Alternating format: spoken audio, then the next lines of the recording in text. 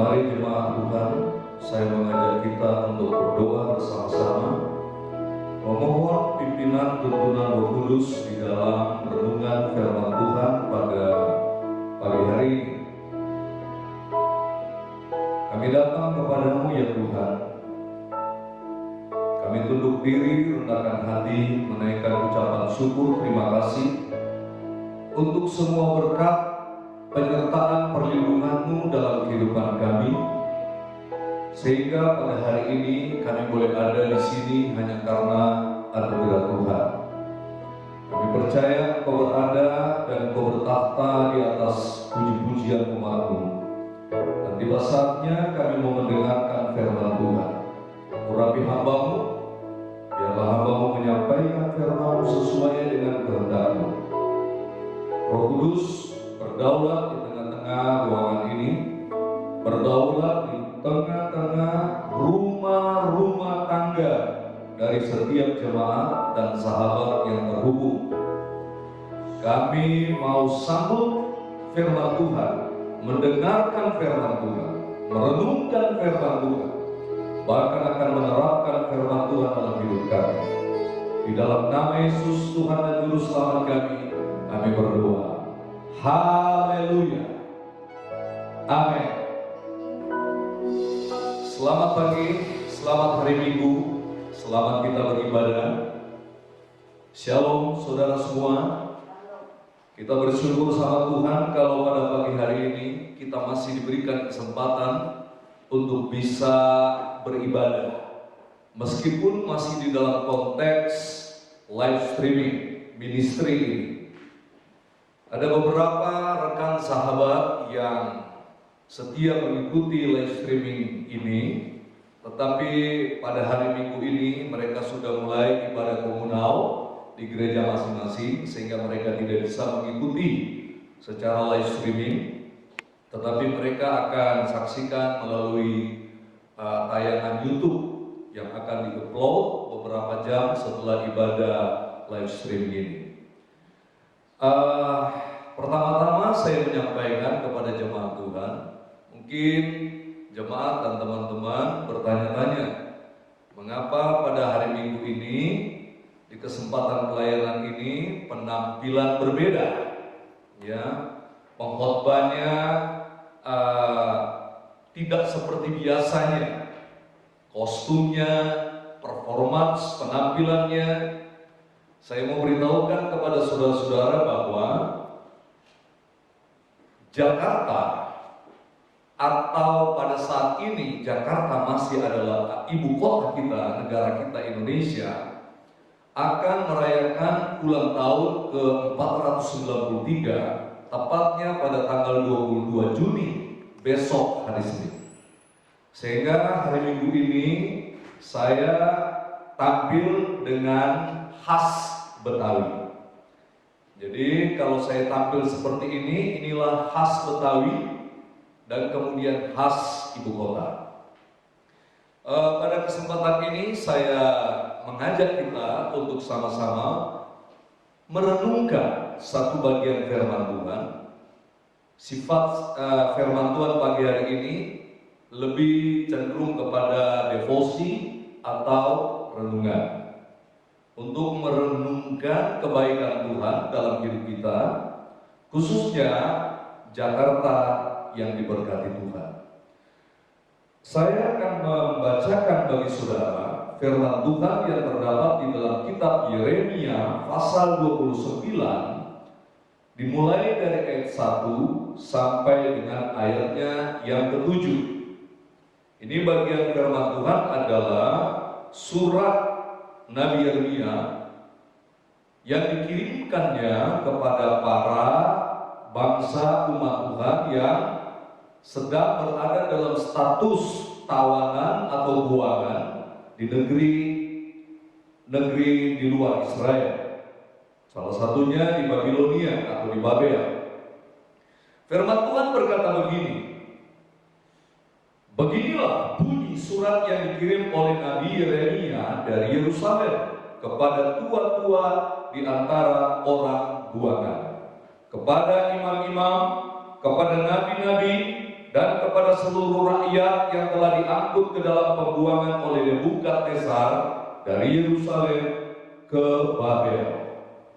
Itu terjadi sesudah Raja Yekonia beserta ibu suri, pegawai-pegawai istana, pemuka-pemuka Yehuda dan Yerusalem, tukang dan pandai besi telah keluar dari Yerusalem.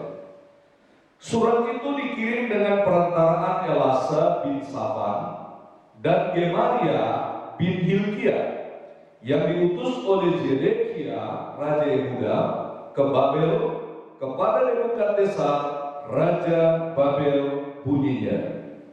Beginilah firman Tuhan semesta alam Allah Israel kepada semua orang buangan yang diangkut ke dalam pembuangan dari Yerusalem ke Babel. Dirikanlah rumah untuk kamu diami, buatlah kebun untuk kamu nikmati hasilnya. Ambillah istri untuk memperanakkan anak laki-laki dan perempuan.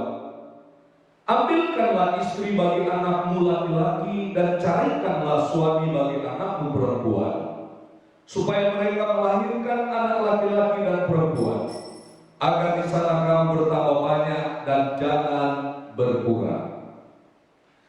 Usahakanlah kesejahteraan kota kemana kamu aku buang, dan berdoalah untuk kota itu kepada Tuhan, sebab kesejahteraannya adalah kesejahteraanmu. Sampai di sana pembacaan firman Tuhan. Tentu saja yang berbahagia adalah mereka yang mendengarkan firman Tuhan, merenungkan firman Tuhan, dan yang melakukan firman Tuhan dalam kehidupannya sehari-hari. Terpujilah nama Tuhan Yesus Kristus. Nah, saudaraku yang dikasih dalam Tuhan, pagi ini saya menentukan sebuah tema yang terhubung dengan konteks hari ulang tahun Kota Jakarta, yang sampai pada saat ini masih ibu kota Negara Kesatuan Republik Indonesia, pusat pemerintahan dan ibu kota negara. Ya, mungkin beberapa tahun yang akan datang ibu kota akan pindah, tetapi sekarang ini Jakarta masih ibu kota kita. Saya tentukan sebuah tema, satu tekad, sejahterakan kota. Nah, di flyer yang sudah dikirim beberapa hari yang lalu, di sana sudah kita baca bersama tentang temanya.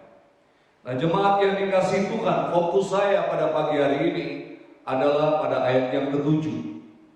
Firman Tuhan berkata, usahakanlah kesejahteraan kota kemana kamu aku buang, dan berdoalah untuk kota itu kepada Tuhan, sebab kesejahteraannya adalah kesejahteraanmu.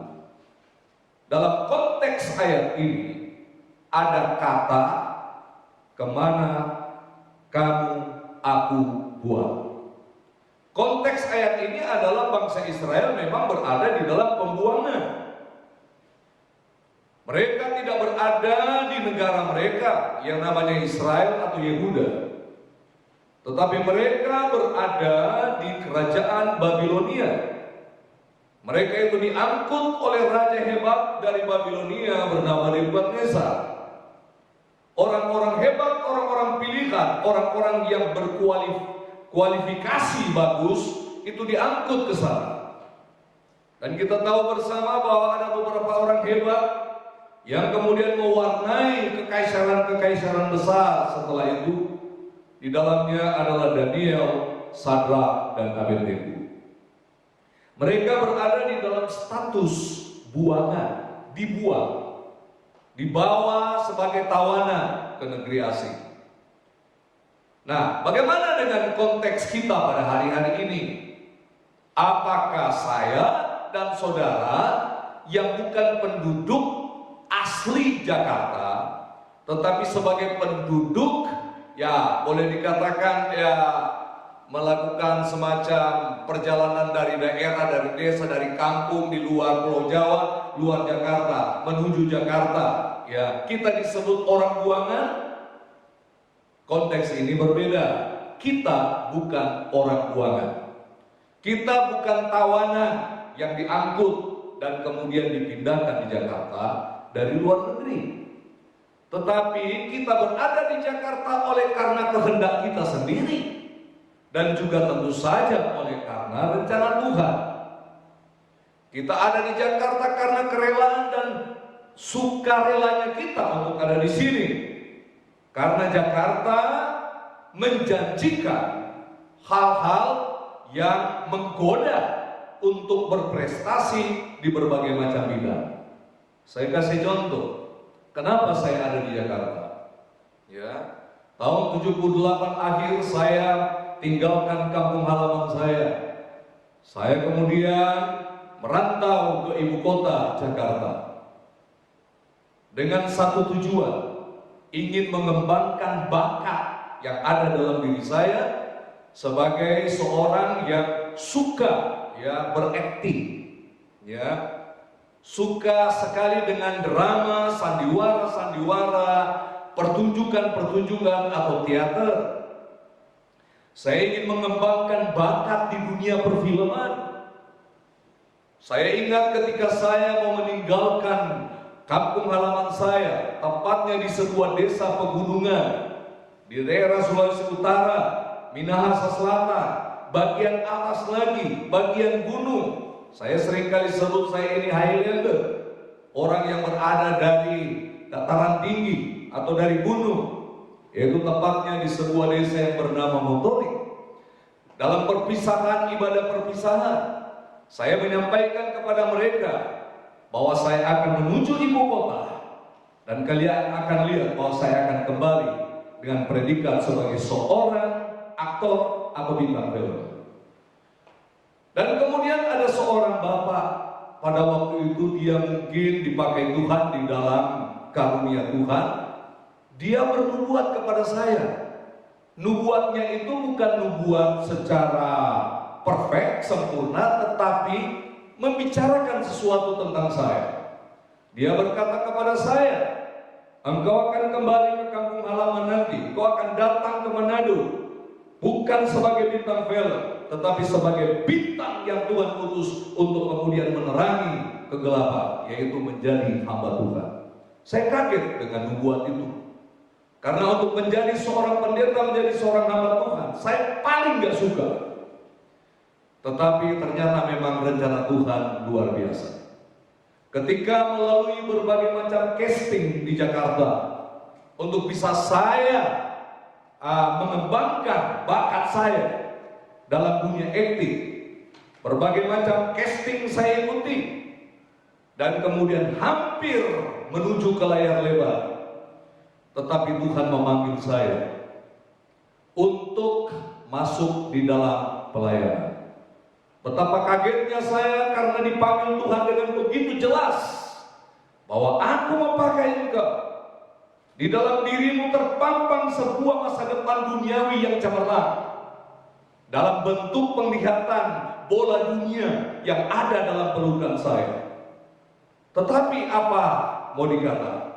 Firman Tuhan berkata bahwa sesungguhnya aku akan memberikan kepadamu melebihi apa yang ada di pelukanmu itu.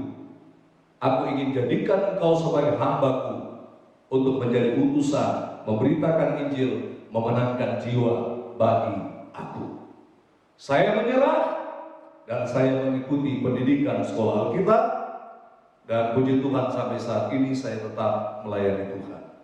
Setelah saya mengikuti pendidikan sekolah Alkitab, saya juga terus melanjutkan ke S1 Teologi, S2 Teologi, dan kemudian berakhir dengan S3 Teologi juga. Ini semuanya anugerah Tuhan.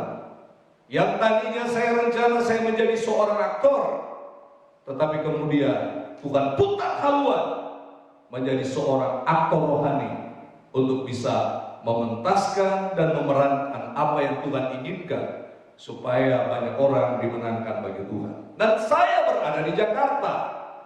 Lalu apa yang saya harus lakukan di Jakarta? Ketika saya ber-KTP Jakarta, saya kelahiran Manado, kelahiran Sulawesi Utara, tetapi identitas penduduk saya adalah KTP Jakarta. Nah, ketika saya berKTP Jakarta, maka sudah sewajarnya, sudah kewajiban saya untuk ikut membangun Jakarta ini agar supaya menjadi kota sejahtera. Ada dua tanggung jawab besar kita sebagai orang beriman melalui konteks Yeremia pasal 29 ayat yang ke-7 tersebut, di mana kita berdomisili di kota di Jakarta ini. Tanggung jawab pertama dikatakan oleh firman Tuhan bahwa kita bertanggung jawab menjadikan tempat di mana kita berdomisili berdiam menjadi sejahtera. Sejahteranya itu di segala area, di berbagai macam bidang, bidang usaha atau bidang karya, bidang area, baik dalam konteks ekonomi, baik di area sosial budaya, maupun di area politik. Saya berada di area sosial budaya, tetapi saya juga tahu tentang politik. Tetapi saya juga tidak terlalu bodoh tentang ekonomi. Cuma memang saya sedang berada di area sosial budaya. Dalam hal ini keagamaan dan kerohanian. Nah, kita harus arif dan bijaksana membangun jembatan persaudaraan sebagai anak bangsa di tengah kemajemukan. Karena Jakarta ini dihuni oleh berbagai macam perbedaan. Bukan hanya Jakarta, Indonesia adalah negeri yang ditakdirkan Tuhan, ditentukan Tuhan menjadi negeri tempat berdomisilinya perbedaan-perbedaan. Kita membutuhkan kerja keras untuk membuat tempat di mana kita berdomisili, khususnya Jakarta, khususnya Indonesia, menjadi sejahtera. Nah, ini yang kita perlu lakukan. Kita harus berusaha, bekerja sekuat tenaga. Bagaimana membangun kota ini? Ya, dalam konteks sosial budaya di mana saya berada, saya harus membangun jembatan hubungan komunikasi, persahabatan dengan sahabat-sahabat saya, warga negara Indonesia yang berdomisili di Jakarta, yang datang dari berbagai macam perbedaan. Berbeda di dalam sudut agama, berbeda dalam sudut suku. Saya harus benar-benar arif dan bijaksana menjalin hubungan dengan mereka. Saya tidak mau lihat perbedaan, tapi saya mau lihat kesamaan kita sebagai warga ibu kota dan warga negara Indonesia. Jadi, marilah jemaat yang dikasihi Tuhan, salah satu tanggung jawab usaha yang kita lakukan untuk mensejahterakan kota ini. Jadilah teladan di tengah-tengah masyarakat. Jadilah teladan di tengah-tengah keluarga. Ya, bagaimana orang-orang di luar sana akan berkata luar biasa, ada ini orang yang hebat, orang yang menjadi panutan. Kalau dalam keluarga kita tiap hari berantem, tiap kali berkelahi, tiap kali berkelahi, yang keluar dari mulut kebun binatang, yang keluar dari mulut kita adalah caci maki, umpatan, ujaran kebencian. Kita harus menjadi contoh di dalam bertutur kata. Kalau kita nggak bisa melakukan sebuah kerja untuk membangun dan mensejahterakan Jakarta ini, setidaknya kelakuan kita menyenangkan hati orang. Nah, ini kira-kira yang pertama. Saya sudah katakan tadi, saya akan dalam konteks devosi atau renungan. Yang kedua, tanggung jawab kedua di dalam Yeremia pasal 29 ayat 7, berdoa untuk kesejahteraan kota atau negeri adalah tanggung jawab besar yang kedua agar kota kita sejahtera. Nah, bukankah seringkali kita kenal dengan istilah ora'et labora, berdoa dan berusaha? Tetapi dalam Yeremia ini berusaha dulu baru berdoa. Lalu mana yang benar? Dua-duanya benar. Ya. Memang prinsipnya sebelum kita melakukan sesuatu kita berdoa dulu. Ya. Tetapi ada kalanya dalam hal-hal tertentu kita nggak perlu berdoa dulu, lakukan dulu tindakan. Misalnya di tengah perjalanan kita melihat ada seorang yang kena musibah. jatuh dari motor dan kemudian terkapar di jalanan. Yang harus kita lakukan adalah bertindak menolong dia supaya dibawa ke pinggiran jalanan dan mengkontak polisi atau aparat terkait untuk datang melihat keadaan. Nah, ini perlu usaha dulu.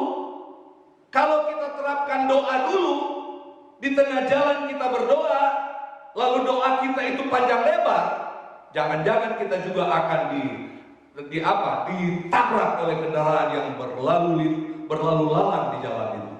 Jadi di mana kita harus menempatkan hal tersebut. Nah, berdoa untuk apa? Yang dimaksudkan di sini, berdoa untuk pemimpin. Nah, berdoa untuk eksekutif, berdoa untuk legislatif, berdoa untuk yudikatif. Eksekutif itu pemerintah yang mengambil kebijakan dan memutuskan keputusan-keputusan. Legislatif itu adalah sebuah lembaga pengawasan yang mengawasi jalannya pemerintahan.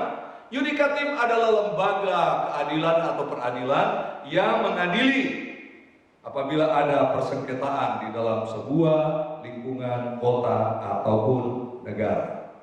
Nah, supaya kita berdoa agar supaya kota kita kondusif, kota kita aman, kota kita nyaman. Terlebih di situasi kondisi sekarang ini, ada pelonggaran PSBB, orang kadang-kala menjadi liar, dipikir bahwa ini sudah bebas, tidak lagi menggunakan protokol kesehatan.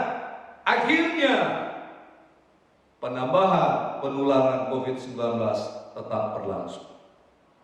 Sekarang ini ada tren munculnya klaster-klaster baru, justru klaster yang ada dari pasar-pasar rakyat.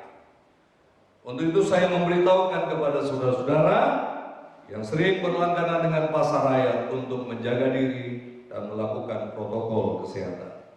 Jadi kita berdoa agar sesama warga kota negeri kita saling mengasihi, bertoleransi, bersinergi secara solid tanpa mempersoalkan perbedaan agama, suku, dan budaya. Karena memang di dalam alam demokrasi perbedaan adalah keniscayaan.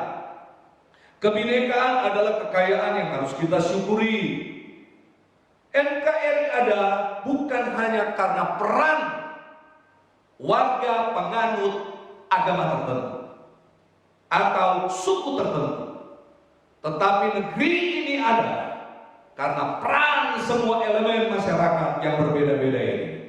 Semua penganut agama di negeri ini berperan bagi kemerdekaan negeri ini, bagi eksistensi kota Jakarta. Jadi bukan hanya penganut agama tertentu, bukan hanya penganut suku tertentu. Nah, sekarang kita tahu bahwa NKRI ini berdasarkan Pancasila dan Undang-Undang Dasar 45. Ini sudah sesuatu yang final. Memang ada wacana beberapa waktu ini kelompok tertentu inginkan NKRI bersyariah. Saya mau beritahukan kalau ini di follow up dan diakomodasi, siap-siap kita berunding secara damai atau mungkin hancur-hancuran untuk bubarnya Negara Kesatuan Republik Indonesia. Makanya saya tekankan bahwa Pancasila Undang-Undang Dasar 45 adalah final dalam hidup kita. Nah, saudaraku yang terkasih di dalam Tuhan, Pancasila telah membuktikan sebagai dasar negara, falsafah negara yang menjadi titik temu seluruh perbedaan yang ada di negeri ini. Makanya kalau ada yang ingin memaksakan negara ini berlandaskan di luar Pancasila, bubar negara ini. Indonesia adalah satu-satunya negara yang paling original di dalam soal kebinekaan. Baik dalam konteks ini suku. Ada suku Jawa, Sunda, Minang, Batak, Aceh, Dayak, Bugis, Makassar, Toraja, Ambon, Minahasa, Papua, serta suku-suku lainnya. Hidup luar biasa di negeri ini. Berbagai macam suku, tapi bisa ada di dalam sebuah negara kesatuan. Anda lihat di Timur Tengah, satu ras, Arab, tetapi di sebuah negara mereka bertempur, saling menghancurkan. Nah, saudaraku yang terkasih dalam Tuhan, memang ada beberapa suku kemudian baru masuk ke dalam, seperti ya ada Tionghoa, Arab, India. Tetapi ketika mereka berstatus warga negara Indonesia, mereka punya hak sama di negara kesatuan Republik Indonesia.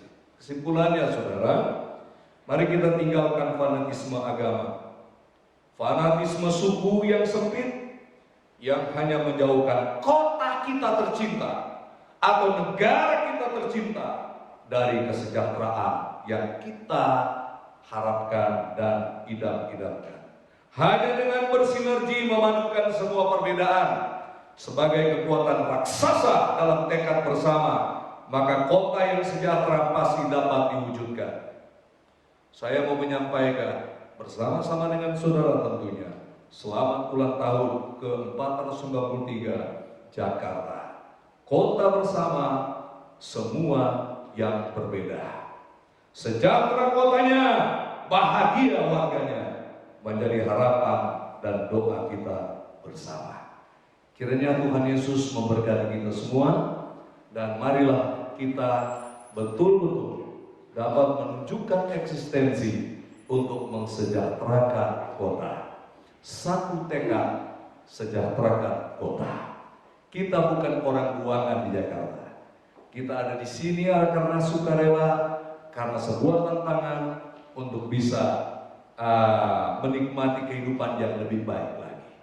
Dan tentu saja setelah kita berada di kota, kalaupun kita sudah berhasil, jangan lupa tanah tempat kelahiran kita. Setidaknya kita masih bersay hello kepada mereka, menghubungi mereka, menghormati, menghargai dia, dan bisa melakukan sesuatu yang kita bisa mampu lakukan bagi tempat kita berasal. Tuhan Yesus memberkati kita. Kita tundukkan kepala, kita berdoa. Kami bersyukur kepadamu ya Tuhan, atas berkat Tuhan yang luar biasa yang Kau nyatakan dalam hidup kami. Kami sudah mendengarkan firman Tuhan. Renungan ini memberikan landasan bagi kami, supaya kami memiliki tekad bersama untuk mensejahterakan kota. Karena kota Jakarta ini adalah kota yang dihuni oleh berbagai macam perbedaan. Jaga lindungi negeri ini.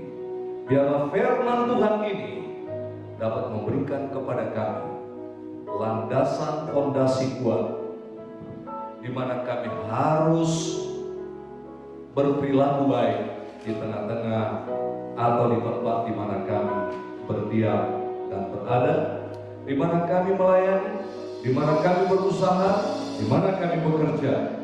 Terpujilah nama Tuhan kekal selama-lamanya. Di dalam nama Yesus hamba berdoa. Haleluya. Amin.